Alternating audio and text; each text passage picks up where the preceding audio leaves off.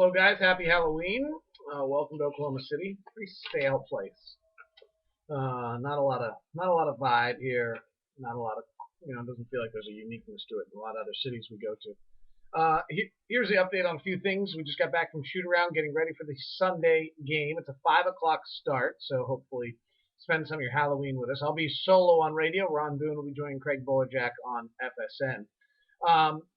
Few things I know all you guys kind of like, what's the mood? What's the mood of the team? They're actually in a pretty good mood. Like if you got on the bus and were around the guys and talked to them and shoot around, I don't think you'd have any idea they were 0-2 and scuffling. That's just not doesn't manifest itself in a lot of different ways. I was talking with Raja, and he felt that a little bit that for him personally, like just the pressure of not the pressure, but the emotions of being at home and playing his first game in Salt Lake, and if they got embarrassed in Denver, that everyone just pressed a little bit, and that it kind of built on each other in the back-to-back sense of, we questioned like how fast can you get it out of your system. I think the answer was it got back in their systems as they were really so eager to do well at home, and for a lot of them, whether it was Al or Raj, it was pretty emotional.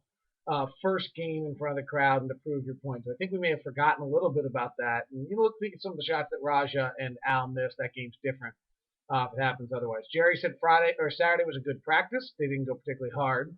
And back to the offense, Darren and I chatted a little bit, and Darren kind of said, hey, we're getting different looks, and we got to figure out a way to get better looks. We're not getting the same good looks we've been getting.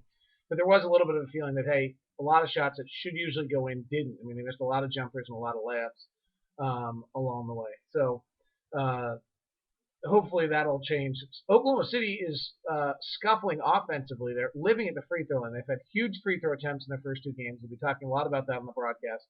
But they're not shooting well at all. Keep an eye on one thing late in games. If you look through the stuff we put up here on Locked on Jazz, the late game clutch numbers, Jeff Green has been their late game assassin more so than anyone else. And then what they've been doing defensively is shutting people down late in games. That's what they did to Detroit. That's what they did to Chicago. And we'll see whether the Jazz can handle that in the fourth quarter if things get tight. An interesting note from the series last year, the first two games were really defensive games, and the next two games were really high-paced offensive games. You look at Darren's assist-to-turnover ratio. The first two games were like 1-to-1 assist-to-turnover ratio, and the second two games were about 12-to-1. I asked him about it. He didn't really have much of a reason. He did say he was sick in one of those games and just didn't play well. So there's your update from Oklahoma City. Have a happy Halloween, and we'll talk to you tonight on the pregame coverage on 1320 KFan as well as on your NBA Game Time app or at NBA.com.